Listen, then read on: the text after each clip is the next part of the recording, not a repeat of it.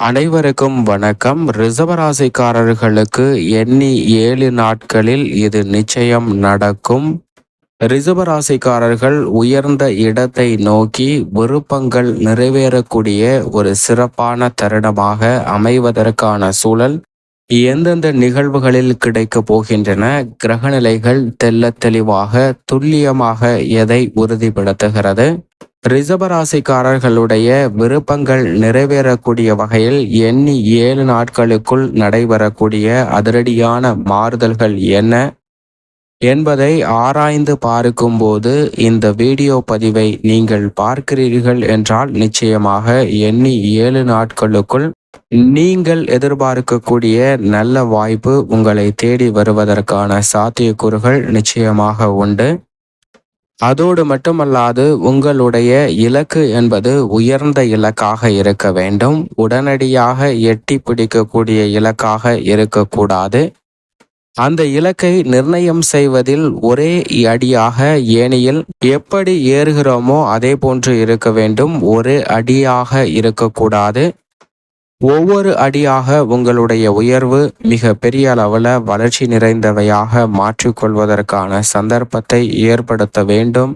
எனவே ஒரு மிக பெரிய இலக்கை நோக்கி நிர்ணயம் செய்துவிட்டு அதை நோக்கி படிப்படியாக தற்போது இதற்காக நாம் என்ன செய்தோம் என்பதை செய்து முடித்தாலே போதும். அந்த இலக்கை அடைவதற்கான வழிகள் எளிதாக உங்களுக்கு கிடைப்பதற்கான வாய்ப்பை உருவாக்கி கொடுக்கும். இந்த பிரபஞ்சம் என்பது பஞ்சபூத சக்தியாக பார்க்கப்படுகிறது. அப்படி சக்தி வாய்ந்த பஞ்சபூதங்கள் உங்களுக்கான நேரத்தை சரியாக கொடுக்கும். அப்படி கொடுக்கும்போது அதை பயன்படுத்தி கொள்வதற்கான ஆற்றலும் வலுவாக கிடைக்கும். அப்படிப்பட்ட ஒரு தருணமாக தான் இந்த 7 நாட்கள் அமைய போகின்றன. அதே சமயம் மற்றொரு நிகழ்வை நிச்சயம் ரிஷபராசிக்காரர்கள் மனதில் எப்போதும் உறுதியாக வைத்து கொள்ள வேண்டும். ஏனென்றால் நவ கிரக நிலைகளுமே ஒரே சமயத்தில் அதிக நன்மையை அள்ளி கொடுக்கக்கூடிய வலுவான அமைப்பில் சஞ்சரிக்காது என்பதை உணர்ந்து கொள்ள வேண்டும். ஏனென்றால் 8 கிரகநிலைகள் சாதகமாக வந்தாலும் ஒரு கிரகம் சாதகமற்ற சூழ்நிலையில் வருவதற்கான வாய்ப்பும் உண்டு. அதே போன்று 8 கிரக நிலைகள் சாதகமற்று இருந்தாலும் கூட ஒரு கிரகம் தங்களுக்கு சாதகமாக சஞ்சரிப்பதற்கான சூழலும் எப்போதும் உண்டு என்பதை மறந்துட வேண்டாம். எனவே ஒவ்வொரு கிரக நிலைகளுக்குமே தனித்தனி தன்மையும் சிறப்பும் பண்பும் உண்டு. அப்படிப்பட்ட தனித்தனி தன்மைகளை பெற்ற கிரகநிலைகளின் அமைப்பு இந்த தருணத்தில் எதற்கு சாதகமாக இருக்கிறது என்பதை கணித்து செயல்பட்டாலே நிச்சயமாக அத்தனை சிரமங்களிலிருந்து வெளிவருவதோடு நீங்கள் விரும்பிய அத்தனை காரியங்களும் மிக சிறப்பாக கைகூடுவதற்கான யோகம் மிகவும் வலுவாக கிடைப்பதற்கான வாய்ப்பு நிச்சயம் ரிஷபராசிக்காரர்களுக்கு உண்டு என்பதுதான் யதார்த்தமான உண்மை. உதாரணமாக ஒரு எழுத படிக்க தெரியாத ஒரு நபர் இருக்கிறார். அவர் வேலை வாய்ப்பிற்காக முயற்சி செய்யும் போது அவருக்கு ஒரு வாட்ச்மேன் வேலை, செக்யூரிட்டி வேலை கிடைக்கிறது. அந்த செக்யூரிட்டி பணியில் இணைந்த அவர் அதை சிறப்பாக செய்கிறார். ஆனால் அதே நேரத்தில் அந்த கம்பெனியின் உரிமையாளர் செக்யூரிட்டிக்கு எழுத படிக்க தெரியுமா என்று கேட்கிறார். வேலைக்கு சேர்ந்து சில மாதங்கள் ஆகிவிட்டது. இந்த கேள்வியை கம்பெனியின் உரிமையாளர் கேட்டதும் அவருக்கு குழப்பமாகிறது. எனவே அவர் என்ன செய்வது என்று தெரியாமல் யோசிக்கிறார். அப்போது அந்த கம்பெனியின் உரிமையாளர் மீண்டும் அந்த செக்யூரிட்டியை பார்த்து எழுத படிக்க தெரியுமா என்று கேட்க செக்யூரிட்டி தெரியாது என்று உண்மையை சொல்கிறாருங்க. ஏனென்றால் அவருக்கு உண்மையிலும் எழுத படிக்க தெரியாதுதான். ஆனால் அதே வேளையில் கம்பெனியின் உரிமையாளருக்கு எழுத படிக்க தெரிந்த செக்யூரிட்டி அந்த பணியிலிருந்து சென்று விட்டார். எனவே அவருக்கு துணையாக இருந்த இந்த நபருக்கு எழுத படிக்க தெரியவில்லை என்றால் என்ன செய்வது, இவரை வேலையை விட்டு அனுப்பிவிடலாம் என்ற முடிவுக்கு வந்து அவரை வேலை விட்டு அனுப்பிவிடுகின்றனர். அப்போது அந்த செக்யூரிட்டி நபர் எழுத படிக்க தெரியாது என்பதால் எனக்கு வேலை போயிற்று என்று எண்ணி வருத்தம் கொள்ளவில்லை. அவருக்கு தெரிந்த வேலையை செய்யலாம் என்று அடுத்த வேலைக்கு முயற்சி செய்கிறார். அருகாமையில் உள்ள ஒரு மெக்கானிக் செட் போன்ற இடத்தில் ஹெல்ப்பராக அந்த செக்யூரிட்டி வேலை செய்ய முயற்சி செய்கிறார். அந்த வேலையும் கிடைக்கிறது. ஆனால் அந்த மெக்கானிக் வேலை செய்வதற்கான உபகரணங்கள், கருவிகள் இங்கிருந்து சில மைல் தூரம் கடந்து சென்று வாங்கி வந்து அதற்கு பிறகுதான் அந்த பணியை மேற்கொள்ள முடியும். அந்த உபகரணங்களை வாங்குவதற்காக இங்கிருந்து அங்கு செல்கிறாருங்க. அப்படி சென்ற நபருக்கு ஒரு யோசனை தோன்றியது. நாம் இருக்கக்கூடிய இடத்தில் சுத்தி பல மைல் தூரம் இது போன்ற உபகரணங்கள், டூல்ஸ் கடை இல்லை. இதை உணர்ந்து கொள்கிறார். எனவே தன்னிடம் இருக்கக்கூடிய சிறு முதலீடை கொண்டு ஒரு ரோட்டு கடை போல சின்னதா ஒரு கடையை ஆரம்பிக்கிறார். இவருக்கு லாபம் அதிகரிக்கிறது. அந்த கடையை சற்று பெரிதாக மாற்றுகிறார். அதற்கு பிறகு இன்னும் கொஞ்ச நாள்ல நல்ல வளர்ச்சி அடைகிறது. கடை மென்மேலும் வளர்கிறது. சில வருடங்கள்ல மிகப்பெரிய டீலராகவும் மாறுகிறார். சில ஆயிரம் வேலைக்கு சென்ற அந்த நபர் தற்போது பல பேத்துக்கு பல ஆயிரங்கள் சம்பளமாக கொடுப்பது மட்டுமல்லாது பல லட்சங்கள்ல தனக்கு லாபத்தை சேர்த்து உயர்ந்த நிலையை அடைகிறாருங்க. அந்த நேரத்தில் அந்த பகுதியில் உள்ள ஒரு ஆலயத்தில் அன்னதானம் வழங்குவதற்காக நன்கொடை வசூலிக்கப்படுகிறது. அந்த ஊரின் முக்கியஸ்தர்களாக இருக்கக்கூடிய பலர் வந்து இவரிடம் நன்கொடை தொகை கேட்க இவரும் மனம் கோணாமல் அந்த நன்கொடை தொகையை கொடுக்கிறாருங்க. அப்படி கொடுத்ததற்கு பிறகு, சரி நீங்கள் கொடுத்த தொகைக்கு நாங்கள் ரசீது தருகிறோம், இதில் கையொப்பம் இடுங்கள் என்று கேட்க, அப்போதுதான் அவர் சொல்கிறார், எனக்கு எழுத படிக்க தெரியாது என்று சொல்கிறாருங்க. இதை கேட்டவுடன் அந்த நபர்களுக்கு சற்று ஆச்சரியம் வருகிறது. ஏனென்றால் எழுத படிக்க தெரியாமல் இவ்வளவு பெரிய கம்பெனியை, இவ்வளவு பெரிய டீலர் பொறுப்புகள் கொண்ட சாம்ராஜ்யத்தை நடத்துகிறீர்களே, எப்படி? இதுவே உங்களுக்கு எழுத படிக்க தெரிஞ்சிருந்தா என்னெல்லாம் பண்ணியிருப்பீங்க அப்படின்னு அந்த நன்கொடை வசூலித்த அந்த நபர் கேட்க, அதற்கு இந்த டீலர் ரொம்பவும் சிம்பிளா, எனக்கு எழுத படிக்க தெரிஞ்சிருந்தா வாட்ச்மேன் வேலை தான் பார்த்துருப்பேன் அப்படிங்கிறத சொல்றாருங்க. இதுபோன்றுதான் நம்மளுடைய வாழ்விலும் பல நேரங்களில் பல தடைகளை சந்திப்பதற்கான சூழல் உருவாகலாம்.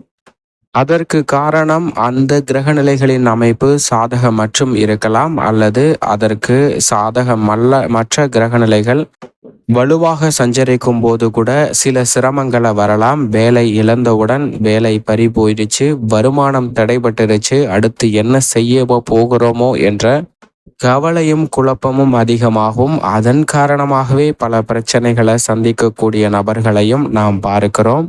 எனவே நாம் ஒரு விஷயத்தை எப்படி எடுத்து கையாளுகிறோம் என்பதில் தான் நம்மளுடைய வளர்ச்சி இருக்கிறது என்பதில் சந்தேகமே இல்லை. அந்த வகையில் பார்க்கும்போது ரிஷபராசிக்காரர்களுக்கு மிக சிறப்பான வலுவான அமைப்பில்தான் பல கிரகநிலைகள் வலம் வருகின்றன. இதை சரியாக உணர்ந்து கொண்டாலே நல்ல வாய்ப்புகளை அபரிவிதமாக குவிப்பதற்கான யோகம் வலுவாக கிடைக்கும். ஏனென்றால் இந்த வேளையில் நிழல் கிரகம் என்று சொல்லக்கூடிய ராகு அதீத பலத்துடன் லாபஸ்தானத்தில் வலம் வந்து கொண்டிருக்கிறார். முழு சுபகிரகமான குரு ஜென்மத்தில் இருப்பது சாதகமற்ற அமைப்பு என்றாலும் கூட ராகு அபரிவிதமான நன்மையை கொடுக்கக்கூடிய அமைப்பில் லாபத்தில் இருக்கிறாருங்க. சற்று ஆன்மீக சிந்தனையும் நேர்மறையான எண்ணங்களை வித்திடக்கூடிய வலுவான அமைப்பில் கேது சஞ்சரிக்கிறாருங்க. கேது பூர்வ புண்ணிய ஸ்தானத்தில் வலுவாக சஞ்சரிப்பதால் ஆன்மீக சிந்தனையும் அனைத்திலும் பக்குவம் அடைந்த தன்மையும் கிடைப்பதற்கான யோகம் வலுவாக கிடைக்கும். இதைவிட ராசியின் அதிபதியான சுக்கிரனின் நட்பு கிரகமாக இருக்கக்கூடிய சனி ஆட்சி பலம் பெற்று கர்மத்தில் வலுவாக வீற்றிருக்கிறார்.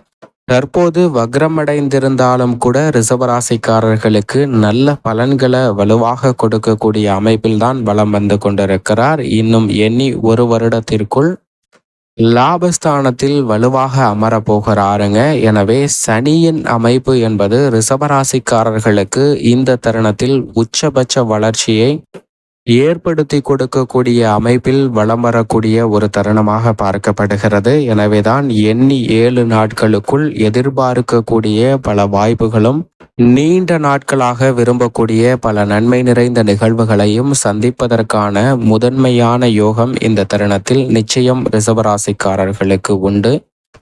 முழு சுபகிரகமான குரு ஜென்மத்தில் சஞ்சரித்தாலும் அவரது சஞ்சார தூரத்தில் பாதிக்கு மேல் கடக்க இருக்கிறார். எனவே இனி ஜென்ம குருவின் ஆதிக்கத்தால் பெரிய அளவிலான சிரமங்கள் நிச்சயமாக இல்லை. குரு தோஷமற்றவராக இருப்பதால் அவரிடம் இருந்து சிரமம் வராது. ஆனால் அவரிடம் இருந்து கிடைக்க வேண்டிய நன்மையில் ஏற்பட்ட தடைகள் மிக பெரிய அளவில் விலக போகிறது. எனவே ரிஷபராசிக்காரர்களுக்கு நிச்சயமாக எதிர்பார்க்கக்கூடிய நல்ல வாய்ப்புகள் வலுவாக கிடைக்கும்.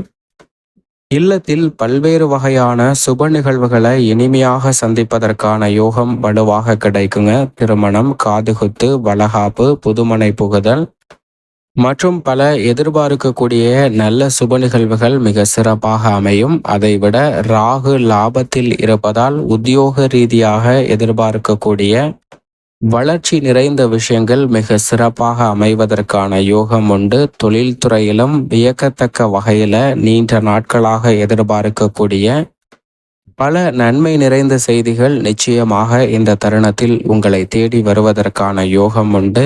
ஆளுமையும் அதிகாரமும் கொண்ட சூரியன் இந்த வேளையில் மிகவும் வலுவாக தனது சொந்த ராசியான சிம்ம ராசியில் பஞ்சமஸ்தானத்தில் 5ஆம் இடத்தில் ரிஷபராசிக்காரர்களுக்கு வலுவாக ஆட்சி பலம் பெற்று சஞ்சரித்து கொண்டிருக்கிறாருங்க. எனவே எதிர்பார்ப்புகள் மிக பெரிய அளவில் பூர்த்தியாகும். அலைச்சல் குறையும், ஆரோக்கிய தொல்லை குறையும், கடன் சார்ந்த தொல்லைகள் குறைவதற்கான யோகமும் வலுவாக உண்டு.